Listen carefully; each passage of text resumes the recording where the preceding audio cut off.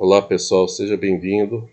Nós vamos tratar do assunto sobre Grécia Antiga, certo? Então vai ser a aula 1. Na realidade, a gente vai trabalhar a parte de História Antiga Clássica ou História Antiga Ocidental, que envolve, de fato, duas civilizações, a civilização grega e a civilização romana. Mas para você entender a evolução dessas duas civilizações, você primeiro tem que ter uma noção do que era o mundo conhecido na antiguidade. Ou seja, o mundo conhecido na antiguidade, no contexto dessas duas civilizações, nós vamos chamar de quê? De mundo mediterrâneo. Por que mundo mediterrâneo? Porque o mar mais conhecido daquela época era esse mar aqui, o mar Mediterrâneo. Olha, eu peço desculpa por ter usado esse mapa aqui, gente, porque esse mapa aí é de um outro contexto, né? É o contexto já das invasões bárbaras, né? Aí, por isso que você vai ver outros nomes que não são os nomes adequados aqui das cidades e estados gregas. Mas a única coisa que me importa nesse momento aqui é explicar o que era um mundo conhecido, que é o mundo mediterrâneo. Então, por que o mar Mediterrâneo é importante? O mar Mediterrâneo é importante principalmente para a civilização grega, que vocês lembram, né, nas nossas aulas presenciais, o grego tinha uma carência terrível, né, de terras férteis. Tinha um terreno extremamente montanhoso, 80 a 90% desse terreno era montanhoso, com poucas terras férteis, produção agrícola bastante limitada, e isso dificulta, né, o sustento desses grupos que aqui vão se alojar, né, dessas tribos, o que vai provocar dois fenômenos. Um vai ser a dispersão pelo mar Mediterrâneo, já no segundo momento. Mas no primeiro momento nós vamos ter uma espécie de expansão marítima, que era uma forma do grego compensar, né, pelo mar aquilo que a terra está dificultando para ele, que era a produção de alimentos. E para obter os produtos necessários, é necessário o quê? Não só fazer a pesca, né, para a obtenção de proteína, mas principalmente fazer comércio, né, que é a troca de mercadorias. Perfeito? Então, vocês vão observar aqui que o controle ou o não controle desse mar é vital para a existência desses povos aqui. Entendido até aí? Esses povos que estão em torno do mar Mediterrâneo. Aí, vamos lá, rever novamente por que o mar Mediterrâneo é importante. Porque o mar Mediterrâneo era cercado justamente por três continentes. Pela Europa, pela África e pela Ásia. Perfeito até aí? Beleza, né? Então tá. Aí nós temos aqui, só para ilustrar, o Mar Mediterrâneo, o Mar Negro, né, por onde a gente chama aqui também de essa parte de Ásia Menor, correto? Então vamos ver aqui uma outra imagem, aqui numa outra iconografia, como era o mundo conhecido. Aqui, nós temos aqui o Mar Mediterrâneo, o Mar Negro, esse rio Fazes aqui, na verdade, deve ser uma atribuição ao Tigre Eufrates, onde se desenvolveu as cidades-estados da Mesopotâmia. Aí, por outro, nós temos conhecido aqui o rio Nilo, onde vai se desenvolver a civilização egípcia. Mas, de qualquer forma, qual é o mar principal? É o mar Mediterrâneo. Daí o termo mundo mediterrâneo. Por quê?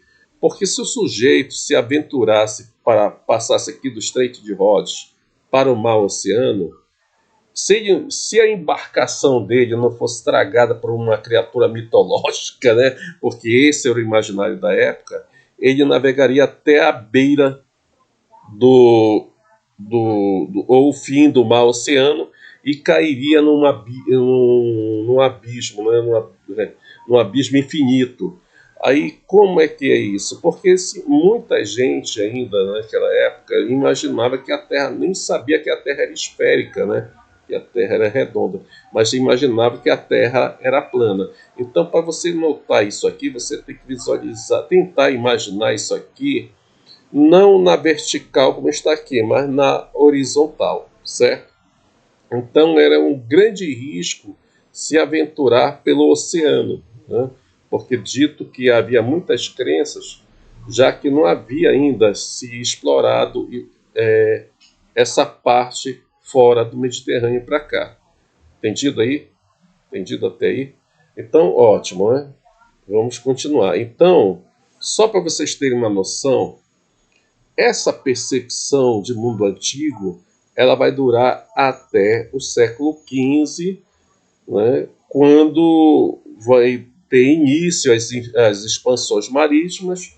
Aí nós vamos ter o primeiro processo de mundialização, que vulgarmente, anacronicamente se chama de globalização, né, que vai ocorrer por volta desse século XVI. E essa percepção do mundo aqui vai ser redimensionada, porque o velho mundo vai encontrar um novo mundo, que é a América, certo? Mas enquanto isso nós chamamos esse contexto aqui de mundo mediterrâneo, onde vão se desenvolver principalmente as civilizações grega aqui e a civilização romana, certo? Entendido até aí? Ótimo. Vamos lá. Vamos lá. O mar Mediterrâneo, ele já vai passar por um processo assim de como é que eu posso dizer, de hegemonia. Hegemonia é quando uma nação tenta se sobrepor sobre a outra, demonstrando ser mais forte que as outras, certo? Mas não precisa ser bem o imperialismo. Hegemonia é apenas o controle do mar. Aí a primeira civilização que vai tentar controlar o mar Mediterrâneo, por volta do século VI, né? Não vou falar um pouco mais antigo, porque nós temos um pouco mais na antiguidade, antes do século VI, tivemos algumas cidades-estados que eram predominantes aqui, que exerciam uma certa hegemonia, mas não chegava a ter o controle direto do mar Mediterrâneo, ou a tentativa desse controle, apenas exercia uma hegemonia por praticar um comércio muito mais intenso. No caso, como a cidade de Tiro, que são os fenícios, né? Nós vamos ter aqui os etruscos também, que vão praticar um forte comércio no Mediterrâneo, os próprios gregos, né? Então, vamos lá. Dito isso, sim, aqui essa região aqui que eu esqueci o nome da ilha, mas eu vou lembrar daqui a pouco. Creta, né? A parte de Creta vai também vai tentar, através da civilização aqueia, controlar esse mar Mediterrâneo aqui, vai ter um domínio, uma hegemonia por um bom tempo, certo? Mas a rigor mesmo, a primeira tentativa de expansão, de controle desse mar, vai se dar por volta do século VI a.C., através da civilização persa, que a gente não vê aqui, né, que está localizada, mas fica nessa região aqui, onde fica o atual Irã, lá no Oriente Médio, certo?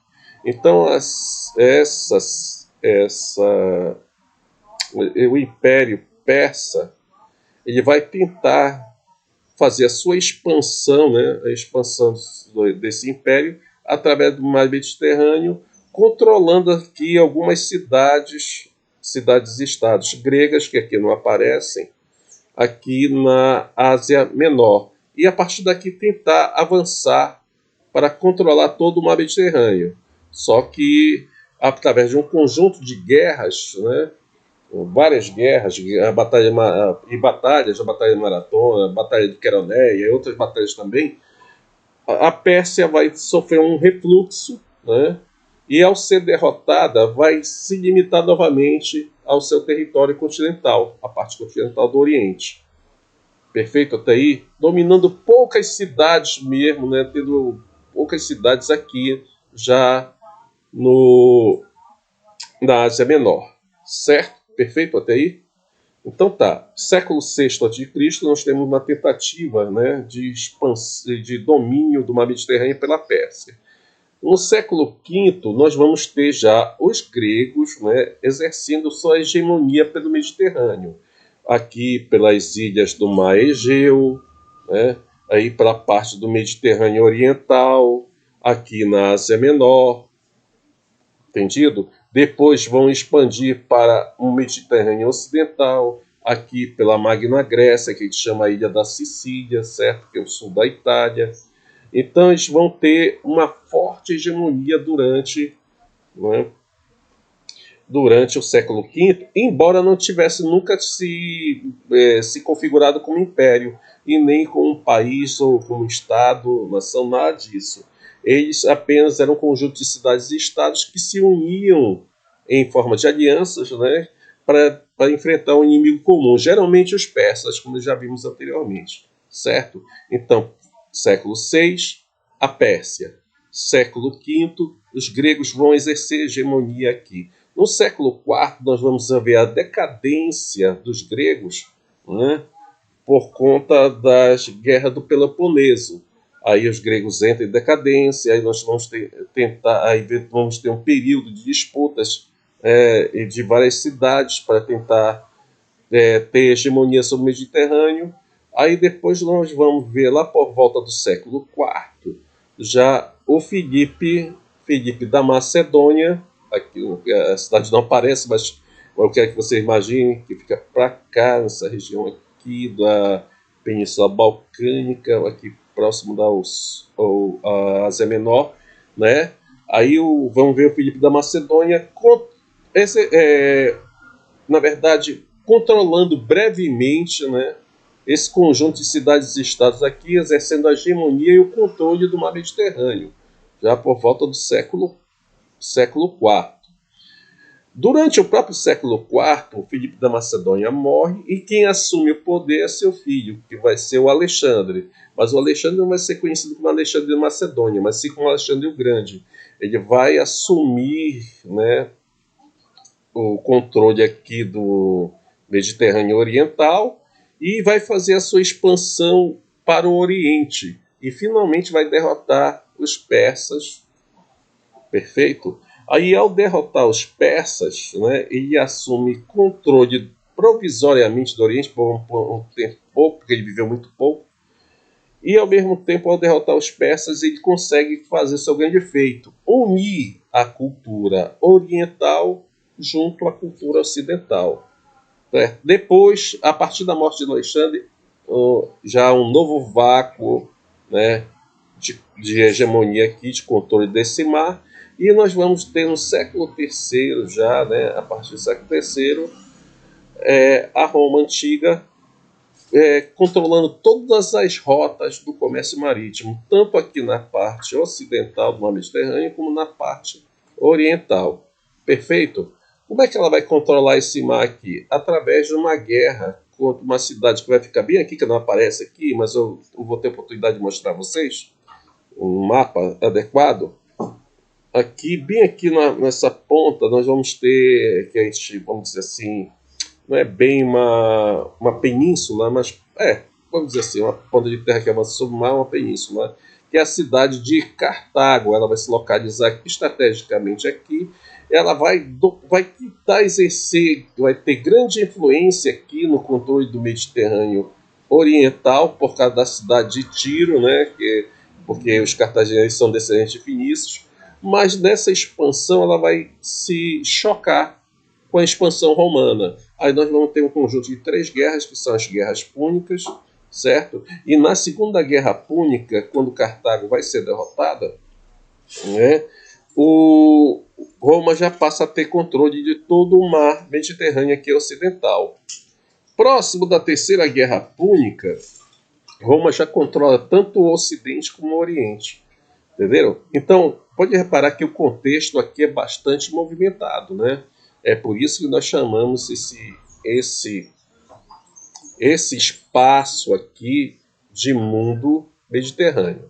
E assim a gente encerra a nossa primeira aula de Grécia Antiga, tá certo? Depois nós entramos em civilização grega, mas a rigor. Grande abraço aí, pessoal. Bom descanso. Até o próximo vídeo. Falou.